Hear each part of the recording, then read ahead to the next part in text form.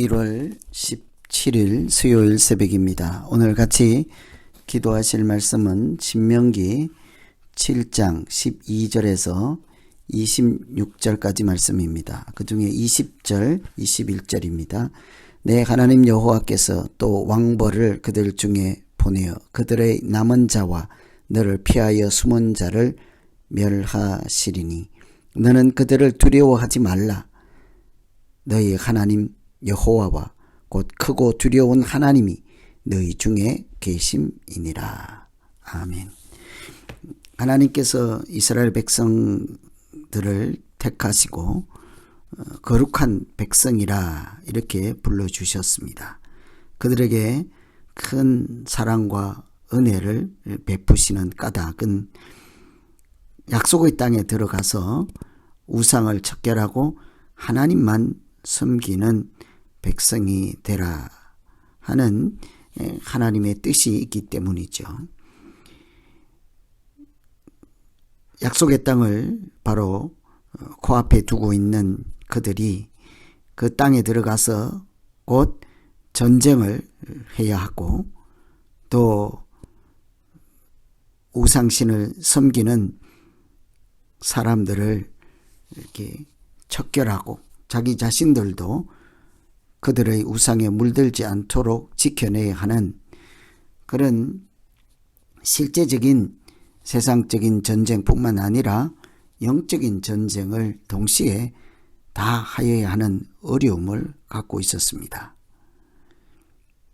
그래서 사람이므로 마땅히 그들은 두려움 마음에 휩싸여 있었죠.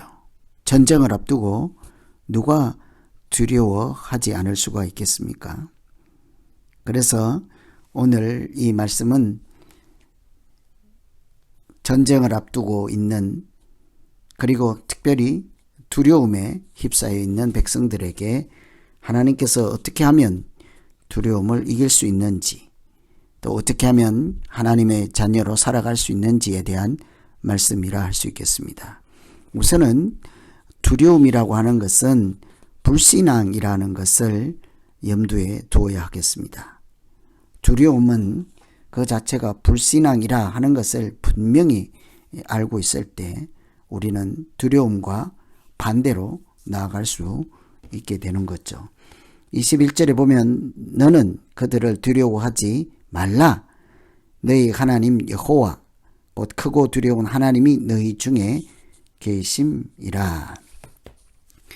두려워하지 말라 하는 까닭은 하나님께서 계시기 때문이라는 거죠. 두려워하지 않을 수 있는 요령은 하나님이 계심을 믿는 것입니다. 아니 믿는 차원도 넘어서 하나님과 함께 붙어 있는 거죠. 믿고 말고 할 것이 없습니다. 하나님이 여기 계시다. 여기 계신 하나님과 같이 있다면 두려움이 애초부터 생길 수가 없는 것이죠. 이런 차원에서 보면 두려움이라고 하는 것은 하나님이 여기 계신데 그 계시다는 사실조차 인식하지 못하고 계신 것을 인정하지도 않고 계신 것을 믿지도 않는 그런 마음에서 이 두려운 마음이 생기는 것이죠. 그럴 때 사람에게 자연스럽게 찾아오는 감정이 두려움이라는 것입니다. 하나님의 능력과 하나님의 존재를 알지도 않고 믿지도 않는 불신앙에서 느끼는 감정이 두려움이죠.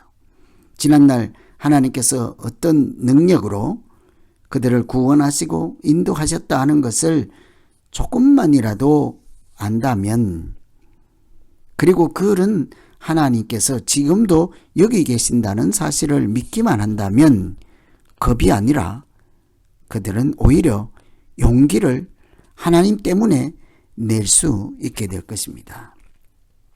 항상 그래서 두려움 상황에서 하나님께서 하시는 말씀은 아브라함에게 하신 말씀처럼 두려워 말라. 내가 너의 방패다. 내가 너의 상급이다. 항상 두려움에 휩싸여 있을 때 두려움을 물리치는 근거를 하나님으로부터 찾으라 하는 것이죠. 그래서 이 두려움의 출처가 불신앙에서 비롯되고, 두려움을 이기는 첫 번째 요령도 하나님을 신뢰하는 것, 함께 계신다 하는 것을 우리가 깨닫고 느끼고 사실은 함께 붙어 있는 것 자체가 두려움을 이길 수 있는 방법이 될 것입니다.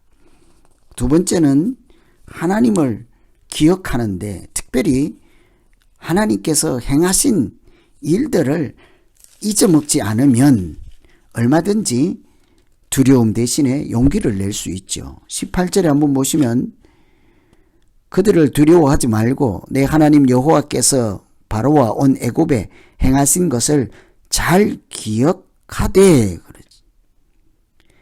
19절에도 내가 본 큰 시험과 이적과 기사와 강한 손과 편팔을 기억하라는 것이죠.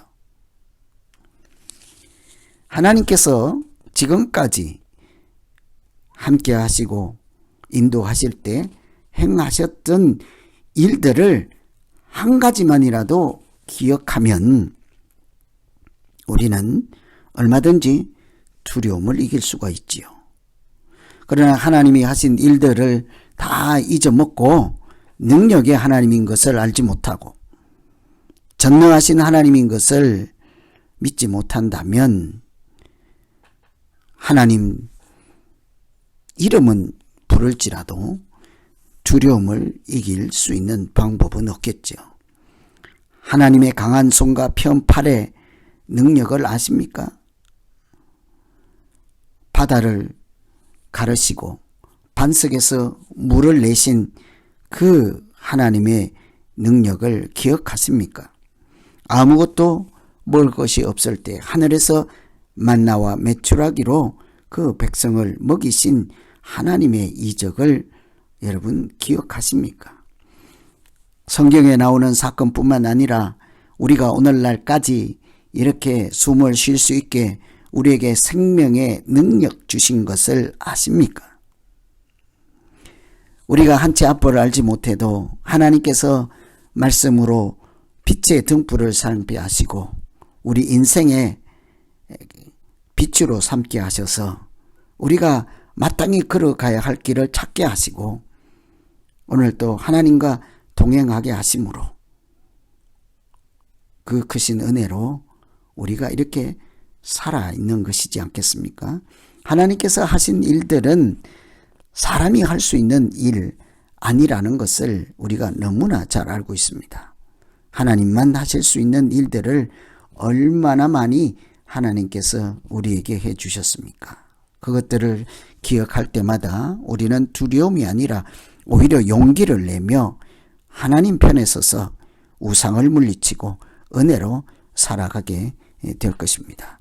뿐만 아니라 지난날 돌아볼 것이 아니라 앞으로 하나님께서 하실 일들을 내다만 볼 수 있어도 우리는 여기서 주저앉아 울고 있지만 않을 것입니다. 오늘 20절에 보시면 내 하나님 여호와께서 또 왕벌을 그들 중에 보내어 그들의 남은 자와 너를 피하여 숨은 자를 멸하시리니 앞으로 하실 일을 말씀하고 있습니다.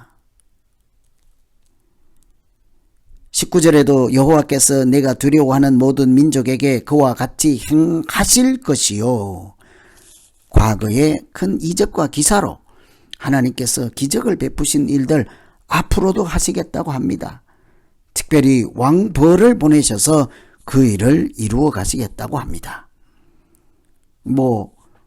왕벌이나 말벌이나 벌들을 많이 보내서 사람을 공격하게 할 수도 있겠지요.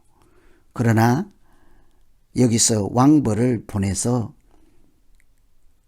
멸하신다는 것은 앞으로 왕벌로 표현되는 예수 그리스도를 보내셔서 사탄의 종노릇하는 하나님을 대적하는 자들뿐 아니라 그 대적자들의 뿌리요 근원인 사탄을 멸하시고 하나님 나라를 완성하시고 회복하실 것을 이미 보여주시는 말씀, 미리 예고하시는 예고편이라 할 수 있습니다. 그러므로 우리는 오늘 이 시대를 살아갈지라도 장차 미래에 하나님께서 하실 원대하고 완전한 그 계획하심을 또 언약하심을 믿는다면 오늘 어떤 형편에서도 우리는 두려움 대신에 오히려 찬양하며 미리 맛본 승리자로서 용기를 가지고 담대한 믿음으로 살아낼 수 있을 것입니다. 그래서 전쟁을 앞두고 있는 이 백성들에게 두려워하지 말라고 하는 것이죠. 하나님이 함께 계시기 때문입니다. 하나님께서 과거에도 전능하신 능력으로 이기게 하셨기 때문입니다. 앞으로도 하나님께서 그렇게 역사하실 것을 약속하시기 때문이죠. 이런 하나님을 우리가 조금만이라도 깨닫고 인정하고 동행한다면 오늘 하루도 두려움 대신에 찬양하며 승리자로 살아가는 날 될 줄로 믿습니다. 오늘 말씀 의지해서 우리 각자 자기의 믿음과 기도 제목을 넣고 같이 기도하겠습니다. 하나님 아버지, 전쟁을 앞두고 있는 사람들이 두려움에 휩싸여 있을 때 하나님은 두려워하지 말라 하십니다. 너희가 강하고 담대한 마음을 먹어라, 강제로 그렇게 말씀하지 않습니다. 내가 너와 함께 있다고 말씀하십니다. 하나님이 함께 계신데도 두려워하는 사람이란 하나님을 모르는 사람이라고 해야 되지 않겠습니까?